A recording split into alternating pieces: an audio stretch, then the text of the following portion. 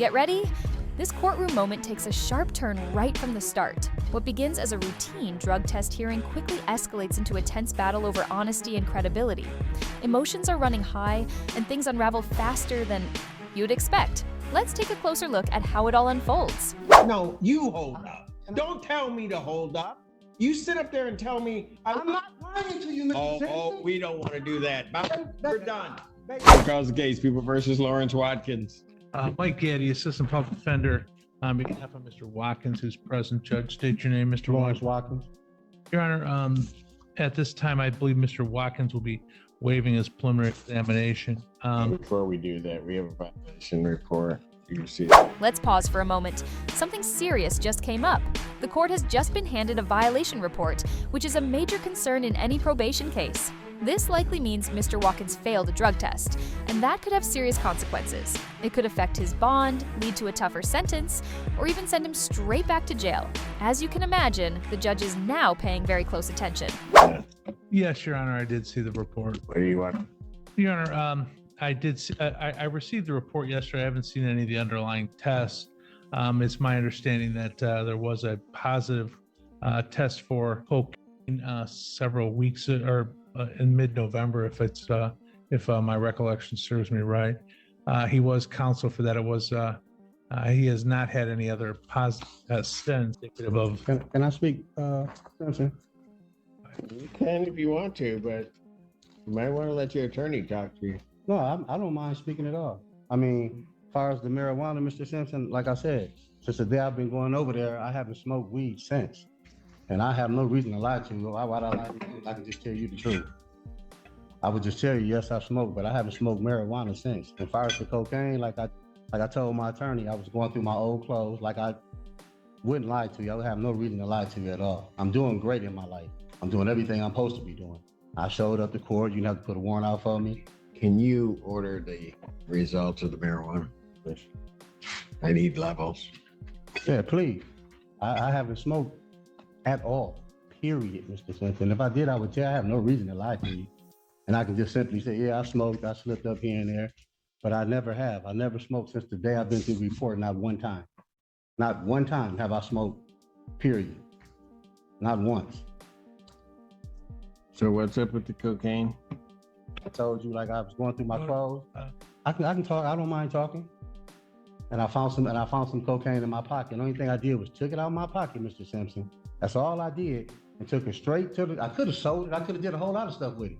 But I told you I'm doing so good in my life right now. I took it straight to the toilet stool and flushed it. I have no reason to lie, Mr. Simpson. So why is it showing up in your system?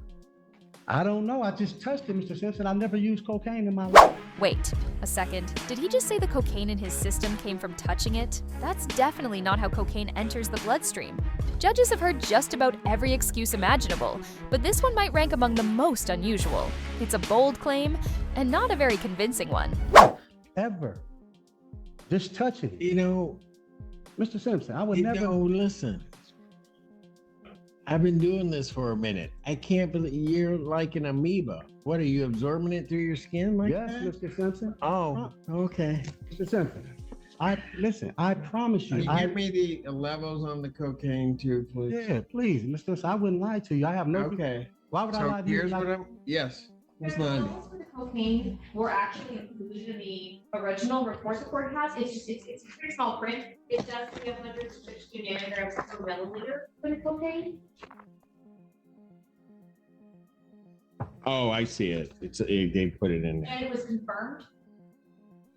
And I sent that to the. I have. So, Go ahead, Mr. Simpson. I don't know how you get 152 milliliters. How do you do that? Can I talk, Mr. Simpson? I would. Well, you've been talking. No, listen, please. Let me clear this up to you. There's no. You're way, not doing a very good job. Mr. Simpson. I know you want him to talk, but let me talk, please. No, I'll let anybody talk that wants to talk to me. I'm just telling you, you are not helping yourself. I know. I don't see how, since I would never lie to you, ever. I've never used cocaine in my life. Only thing I did was touch it. Miss Willard was right there when I showed her. And I took it straight to the, I don't know if it stayed in my system when I when I flushed it or whatever. But I could take a lie detector test. I never used cocaine in my life, Mr. Simpson. How does it stay in your system when it didn't get there? When it didn't get there, Let's break this down. Legally, even briefly having drugs or simply admitting to contact can carry serious consequences, whether or not the person actually used them. Between his own words, the test results, and the overall story, something's clearly off. The judge is picking up on these inconsistencies, and it's definitely not working in his favor. You took cocaine out of some old clothes, right? took it right from there to the bathroom. I didn't say old cloud out of a jacket I had that was in storage, Mr. Simpson. I would never. Okay, and then I know you would never lie to me. Okay, And so then you didn't do anything with that cocaine. Mr. Simpson, And never. then somehow or another that gets into your system at these levels. Mr. Simpson. Oh, you Yeah. got to be kidding. Okay, me. listen. Tell you what we're gonna do. I'm gonna wait for the levels to come across. In the interim, Mr. Allen, take him back, put him in, and then we'll bring you back out. Okay, And then I'll do that. Okay, I'd let you talk. I know. Can I just say one more thing? Sure. Listen, Mr. Simpson, this is what I'm trying to tell you. I call every week and go drop, right? If I'm using cocaine, there's no way in the world I would have went over there and dropped. I would have came in, I would have called over there, told him something, and missed the whole thing, Mr. Simpson. I would have missed it. I would have made an excuse. I would have went to the hospital. Or I could have said this. Oh, somebody put some cocaine in the weed, and I accidentally smoked. And it was in the weed. I could have told you all of that. But I'm telling you the honest to God truth, Mr. Simpson.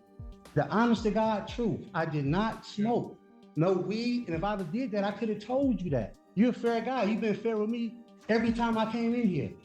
Every time I became a senior, you always been fair with me. So I wouldn't stand in front of you and lie to you. And if I did use cocaine, I would ask for help. I've been doing good for 18 months, period. Working every day, taking care of Miss Wheeler's grandmother for 10 months straight. I never lied to you, Mr. Simpson. I wouldn't do that when I know I can ask you for help. Okay. I'm gonna get levels and then deal with your case at some other point. But right now you're gonna go with my bailiff. We'll get that information and then we'll bring you back out. Today? Yeah. Okay, Mr. Simpson. Unless you want me to. No, wait. no, I don't. Okay, I really but if you don't. keep talking, it's gonna be tomorrow. All right, thank you. Okay, stop talking. Good, there we go. I wouldn't lie to you. Okay, I know you wouldn't lie to me. The people of the state of Michigan versus Lower Twaters. Ashley Long, for the people. Mike Gaddy, Assistant Public Defender, on behalf of the defendant, Your Honor, who's standing here on my right. State your name. Lawrence Watkins. All right. Couple of things. First of all, we have sent to council the levels. Yes, Your Honor, I did receive I did receive them both by email and a printout, and I have shown them to Mr. Watkins. I would. They do. This is for THC. I'm assuming it's for the metabolite, not active. They do show that they are progressively going down, and then they. Well, this document speaks for itself, obviously. There is a slight jump from 1210 to 1217 of about. Slight? Well, I mean. Okay. Well, when we look at compared to where it was, yeah. Yeah, and I mean, it's 28. I think the bar graph is probably, it starts at 60. I mean, if it started at 0, 1210 and 1217, 1210 would be about 2/3 the size of 1217, not 1/10. It does, I don't know if certain things, obviously our body metabolizes things at a different rate. There's a significant reduction in the late month of, in late November. And, I don't know if these metabolite levels can go up with things like hydration or, just how active we've been in the way our body's metabolizing.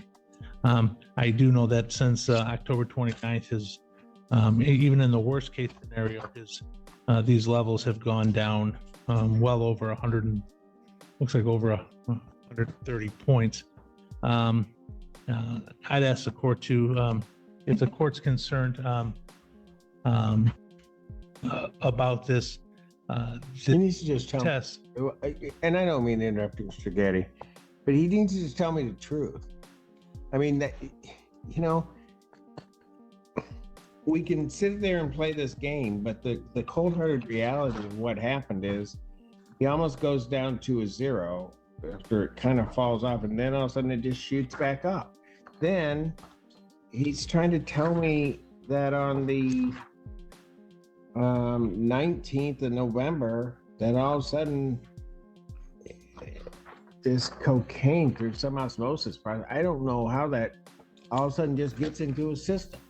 So he's just got to start being honest and don't sit up here and say, I wouldn't lie to you, Mr. Simpson, because this tells me you did. Mr. Watkins is being questioned about a recent drug test. That came back positive for cocaine. His explanation? He claims he might have accidentally been exposed by touching an old jacket that had been in storage. The judge, understandably, isn't buying that. The judge reminds Mr. Watkins that trace contact alone wouldn't cause these high levels in a test. Mr. Watkins continues to insist he's telling the truth, saying he checks in weekly and willingly takes drug tests. In his words, if he were using, he would have just skipped the test or made an excuse. He even points out that he could have lied and blamed it on someone else lacing weed, but didn't. He pleads with the judge, saying, I've always been honest with you. I've been working for 18 months, caring for my partner's mother, and staying clean. I wouldn't lie to someone who's treated me fairly every time I've come in. The judge listens but remains firm, saying the test results don't match.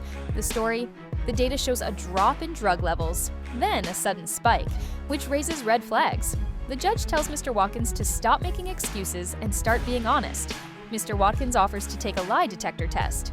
His lawyer steps in, asking the court to increase testing frequency to 2 or 3 times a week so Mr. Watkins can prove he's clean moving forward.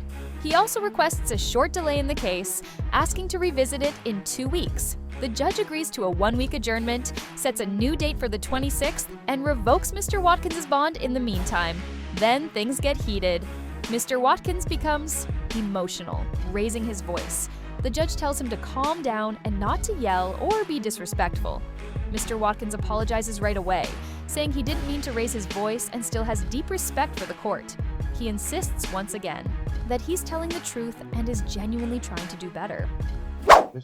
Simpson, I would take a lie detector test for you. I would go over there 3 days. Done. Okay. Your Honor, I'd ask the court to, it looks like he's been testing every 7 to 8 days, maybe increase it to 2 or 3 times a week to allow him to demonstrate that these levels will continue to go down and that there will be no further cocaine tests. Maybe bring us back in 2 weeks, revisit this issue on a adjourned PCC if the court's inclined to do that. This was going to be a waiver today, but I can understand the court's concern. I'm going to adjourn him out 1 week to the 26th, 2024, 9 a.m. This time, based upon what the court sees, defendant's bond is revoked, he's remanded. Your Honor, if I could say, one other thing is that he's been working steady for the last 18 months. He is a caregiver for his significant other's mother.